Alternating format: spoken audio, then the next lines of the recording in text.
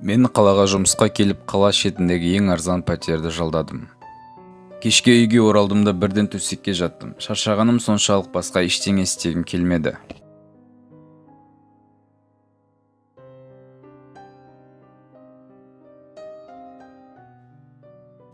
Түн ортасында түнгі сағат 3-тер шамасында үстіңгі көршінің еденді тарсылдатып жатқанын естідім.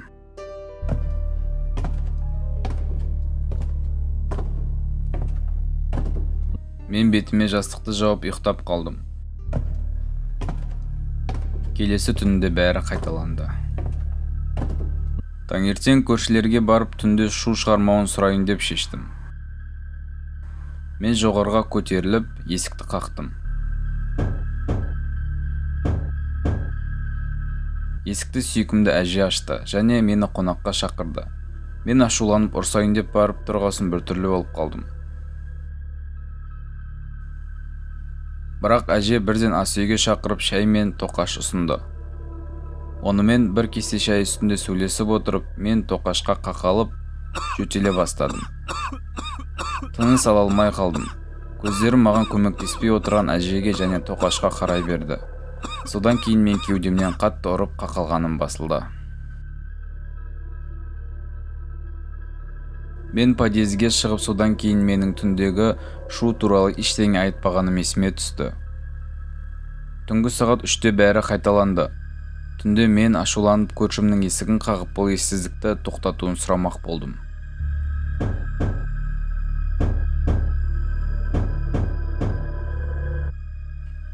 Мен бірнеше рет қақтым, бірақ ешкім ашпады. Керісінше қарсы үйдегі көрші ашты. Неге сен шу шығарып, есікті сонша ұрып жатсың? Мен оның астындағы үйде тұрамын, ал осы пәтерде тұратын көрші маған ұйықтауға мүмкіндік бермейді. Түнімен тарсылдатып ыдыс-аяқты салдырлатып шығады. Сен не, жындысың ба? Бұл пәтер ұзақ уақыт бойы бос тұр. Оның егесі шамамен 8 жыл бұрын қайтыс болған. Ол тоқашпен шай ішу кезінде тұншығып өлген деседі. Ақымақ өлім. Ешкім өмір сүрмейді? Бірақ мен онымен шай іштім. Жақсы, мен кеттім, кешіріңіз. Әрдайым осы әңгіме. Жаңа тұрғын келсе де сол баяғы оқиға. Есімнен тандыратын шығарсыңдар. Мен көшеге шығуды ұйғардым. Ұйқы мүлдем жоғалып кетті, ұйықтағым келмеді. Үйге қайта оралу өте қорқынышты болды. Ал ана пәтерде жарық жоқ, терезелер ескірген, қараусыз қалғаны көрініп тұр.